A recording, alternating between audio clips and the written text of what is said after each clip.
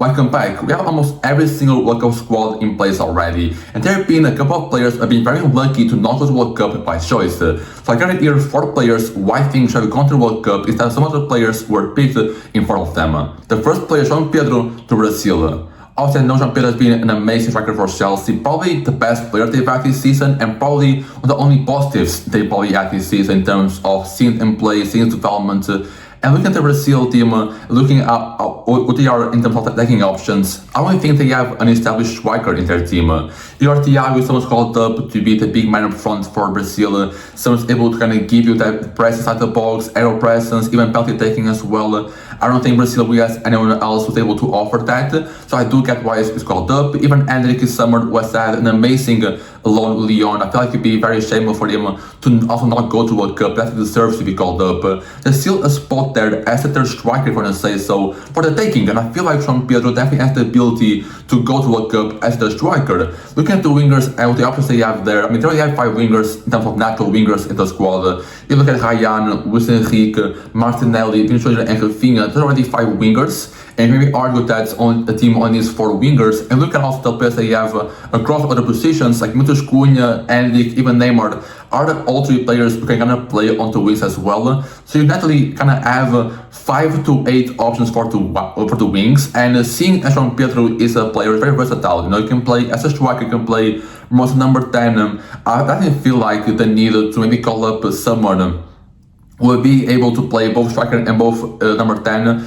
was greater than maybe calling up someone like Luis Henrique or Martinelli. Especially Martinelli, I don't really think Martinelli has been that great this season to deserve or be deserved of a call to Brazil team. But also I have to get, Matheus Cunha is also someone who's similar to João Pedro in terms of sense that he's able to play as a striker as number 10, is also a very versatile player. I do know that a big reason as to why João Pedro isn't in this World Cup squad is Neymar.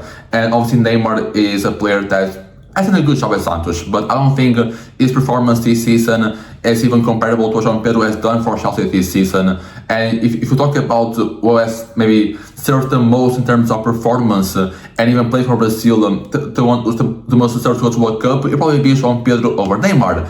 But the thing is, Neymar is someone who is loved by Brazil as a country, and there was a lot of uproar, not even in Brazil, also worldwide, about Neymar going to World Cup. And I feel like it would be very bad for Brazil, even for Ancelotti, to not call up Neymar. And even if you saw the announcement they had in like the squad reveal announcement or whatever, like a whole press conference talking about it, lots of people in the audience. And when Ancelotti called Neymar's name and officially announced to be part of the World Cup squad, like the old room just erupted in cheers and everything. You can see how much it meant for Brazil for Neymar to get called up. And Neymar being at the World Cup, being called up, if it doesn't mean he'll start or be the captain, he gets Brazil's country just behind Ancelotti and gets behind this squad, and that will be a very important piece of confidence and motivation for them come this summer. So even if Neymar doesn't really have maybe the best ability or the best form compared to João Pedro, I do still know why Neymar taken over João Pedro. Now, I am in the defense that Martinelli, Luis Henrique should have been kind of put aside for João Pedro to be able to go to this team. He's been an amazing player for Chelsea. He's someone who can, as I said, very versatile, can play as a striker, can play as number 9, maybe offer something different to what your Thiago can offer, maybe Eder can offer in terms of link-up playing, etc. Even his goal scoring, I mean, I don't really, obviously your Thiago is a very good scorer, he's one of the best goal scorers in the Premier. Most of his goals have come from penalty takings and etc. And João Pedro is also someone kind of has the experience of playing these big tournaments. Obviously, at a year playing Premier League for a team like Chelsea, has played the Champions League, has played the World Cup. He's had some tournaments here and there that he's had a big role in. I feel like the experience that he had kind of made him be able to deserve a spot in Brazil World Cup squad. Second player is Cole Palmer to England. I know that his form this season has been very bad for Chelsea, and this would be the second Chelsea player to miss out on the World Cup squad. And look at how Chelsea played this season, and when they were in the Premier League table after the season ended, it kind of makes sense to see why those players missed out in terms of league finish. But Cole Palmer is someone that, even though it's been pretty bad this season, right? I won't sugarcoat it, it's been pretty bad. His quality for me is still there. You cannot deny it, even if he's had some injury troubles, even if he's not been the best player for Chelsea, the quality that he has is there. Not disappeared from one year to another, right? I know he's had a tough time last season. it kind of they still continue throughout this season, but he's still a quality player. And even if you don't want to play him as a right winger, or you don't really see a big role for him in the squad, you look at how he did the last Euros as being an off the bench player and bringing the impact for England as a player off the bench, who come in the second half of the game and try to change something up, was amazing. Was very influential for what England did in the Euros. I think they went on to the extra time on the final, or I think it was extra time. And they went as far as that because of Cole Palmer coming off the bench and scoring and going to the final.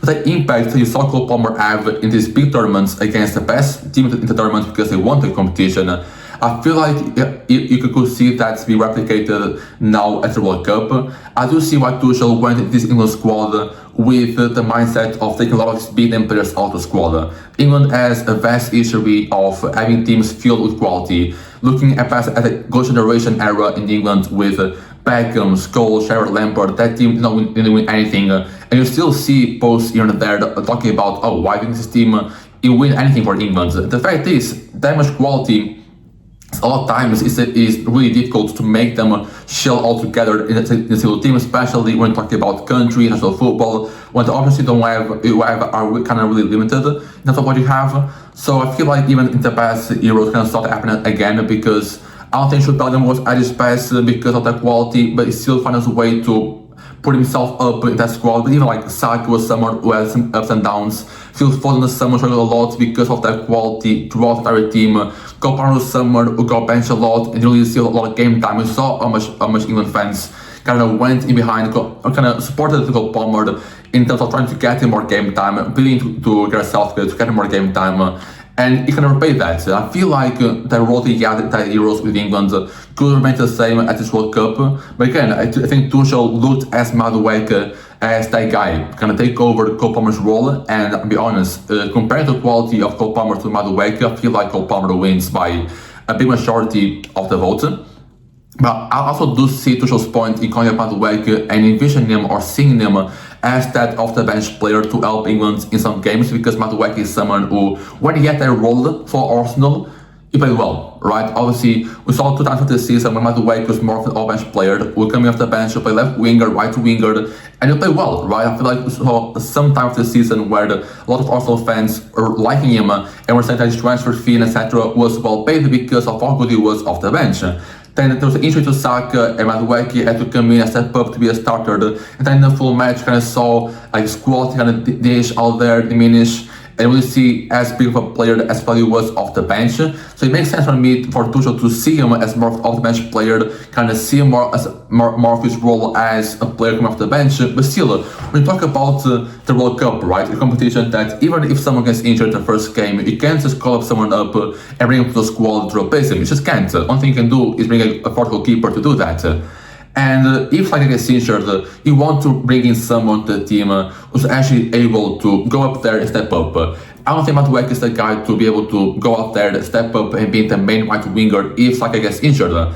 And Cole Palmer, as he has that effect of being able to play as an off-the-bench player and as a starter as well, if in case anything gets sticky, I feel like he should be considered a more viable option than Madueke. But again, I do see Tuchel's point in not letting Cole Palmer go to the World Cup. His form has been pretty abysmal. I did see Phil Foden not going to the World Cup because his form with Man City, I think, has been pretty poor as well. We saw him with so many minutes this season. But still, Cole Palmer is still a big player. The quality is still there. I definitely wish he went to the World Cup. I definitely do think it deserved, or at least should have gone to the World Cup. Third player is Lewis Hall of England. Honestly, I could have made a whole list of his English players. But I put here the 2 most decisions I kind of feel the most appealing for me, right? I only see how Lewis Hall didn't get called up, and has been the case for some of these players on this England squad. Like Sean Anderson is someone that I don't really see a lot of why Tuchel didn't call him up, or why Harry Maguire wasn't called up. So a lot of these things that in the England squad kind of confuse me here and there. But obviously, as time goes, as World Cup goes, kind of see a bit more clear the image if the squad was made good enough or not. But Lewis Hall, I just feel like I have to feel very bad for this man because he is a great left back. Playing for Newcastle, obviously being more of a partnership with Livramento, is an amazing player in that aspect. He's become one of the best left backs in the league and in England at this point. I don't know that Nico Rowley is the main left back in this team, by no means whatsoever. Nico Rowley should be taken off the lineup. But Lewis Hall has a very, very good case to be considered second best left back under Nico Rowley. I mean, looking at Jess Spence, because it was that guy who was called up already, I'm pretty sure he's part of a team that just got the confirmation that they stayed in the Premier League this past weekend. He was part of a Spurs team who isn't that great. Even Jess Spence in that team is not really a starter because everything is fit. Kind of saw Odoji and Puerro kind of be the main fullbacks of this team whenever everybody fit. Talking about a guy who's not really a solidified starter in a team that barely got relegated to the championship. So I don't really see a vision as how you see Jess Spence and see him as a better player or a better fit to this England team compared to Lewis Hall. I just don't see it, right? And Jess Spence is someone that I feel like has had some very good defensive performances this season. We had the whole thing about the Jess Spence prison or penetrarium, something like that, mid-season.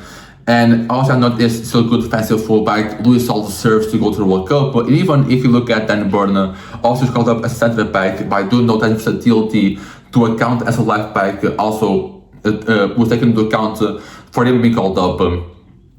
I don't think Dan Burn should be in this World Cup squad. I know that his height is going to be a massive weapon in some case for England, even if he gets some game time here and there. But still, Lewis Hall is someone who has been way much better this season, served way more than Dan Burn did this season, has been in better form. So even if you don't want to really take 5 fullbacks, you want to take the rest of the backs, Lewis Hall should still be there. I know Jess Spence has a very good trait that obviously a lot of teams are looking for right nowadays in World Cup squads, which is versatility. Jess Spence is someone who has been accustomed to playing on the right, on the left at Tottenham because of how many injuries they've had. But still, Livramento is someone who was called up for England and has the ability of playing on the left, on the right.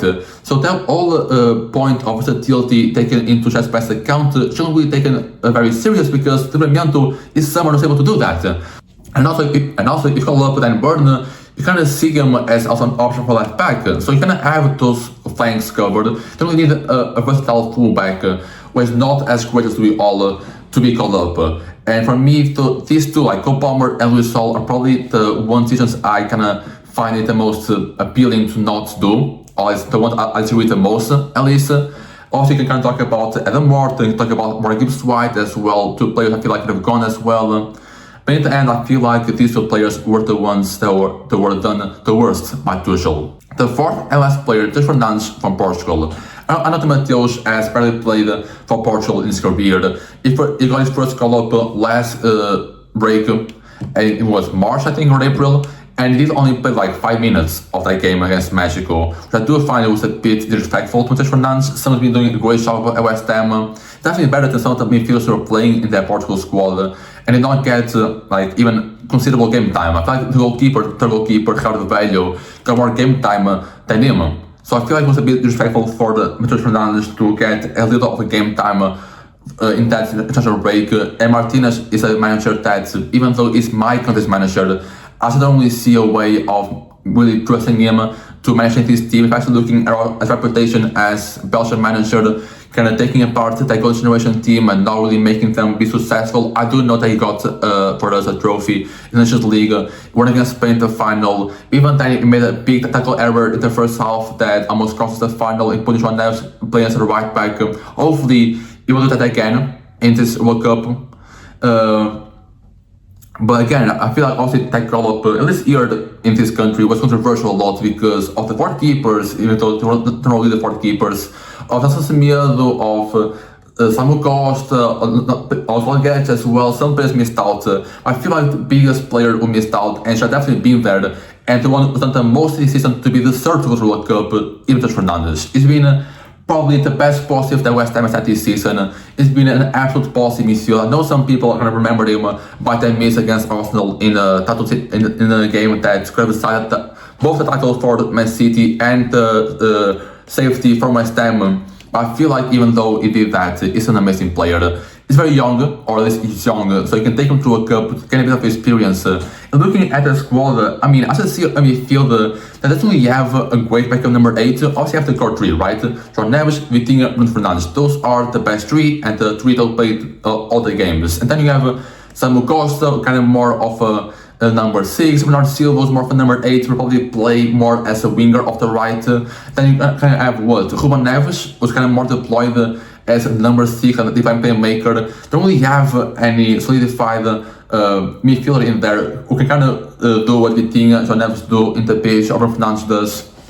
Matheus Fernandes is someone who's very fit to take up that role and being that backup to João Neves and Vitinha. Even comparing him to Ruben Neves, I think it's been way better than Ruben Neves this season. Obviously, Ruben Neves is not playing in a level as high as Matheus has every single week for the past 2 years, and Matheus has done that in Premier League at the highest level, or being able to play there. So I feel like it definitely deserves to be there over Ruben Neves, not because obviously experience kind of counts on Ruben Neves' part, and I do know Ruben Neves has a big role within the dressing room, within the squad of this Portugal team. Maybe even Samu Costa is someone who played with Mallorca, also relegated to Mallorca this season, same as Matheus Fernandes with West Ham. But the quality that Matheus has, the form that he has, the team that he done it with, the league that he done it with, just points everything towards Matheus Fernandes deserving to be there and deserving to play for Portugal. And even if Martinez really wants to sacrifice the midfielders in this squad, even if they kind of trusted Ruben Neves and Samu Costa to be those backups in midfield, and if they sacrifice one player from other position to kind of bring in Matheus Fernandes, I think you have to point your finger to Nelson Semedo, at least. Look at the defensive line, they have 4 right backs, right? João Cancelo, who's probably going to play more of a backup left back. Then you have Nelson Semedo, Dalot, Matheus Nunes. None of these 3 guys here, Matheus Nunes, Dalot, Nelson Semedo, are guys who are very versatile, because most of the things you can see when you go to World Cup squad is you look at if they have 5 fullbacks, right? You have 2 on the left, 2 on the right, and then a 5th one. They'll probably be versatile for both the left and the right. And Portugal doesn't really have that. They have 3 players for just one position. And I only see the need for do that when you have Matheus Nunes that are already. Even Cancelo can serve there as a backup if you need him to. So in reality, you're going to have 4 right backs in your team. So I feel like the sacrifice you have to make could be very easy. Just take out Nelson Semedo, who has not been a huge part of this Portugal squad for quite some time now, and Matheus Fernandes, but because he has so much potential that the experience of him being able to go through World Cup, playing with his players every single day, being this big tournament like this, kind of gives you a lot of experience, kind of makes you improve as a player and as a person. I feel like if Portugal wants to look up to this future and wants to make the team better for the future, because even like some of these players are kind of going past their peak age in some part of the squad, at least you can have João Neves, Vitinha, Nuno Mendes, kind of that being your core squad. And then you have a great squad all around them. You want to improve the players all around them. And Matheus Fernandes, that would be a missed opportunity to provide Matheus Fernandes an opportunity to develop even further. So I don't know why Portugal wouldn't do that. As I said, I'm a very criticized of Martinez as a coach, and this is a decision that I cannot get behind. And until now, I cannot find a way to properly explain his omission from the squad. Also can kind of point him to be relegated from West Ham, but Samu Costa also relegated from Mallorca, and he still got called up. So I don't know. Also, Trampolin is someone I feel kind of bad by. I feel like even though he's not had a good year for the Spurs, to be fair, really at that as Spurs this season, I still feel like the experience he had, the ability, is hard to be there. So for me, Martinez kind of had a bit of a nightmare with his team, and Matheus Fernandes is probably the player who's done the worst by Martinez.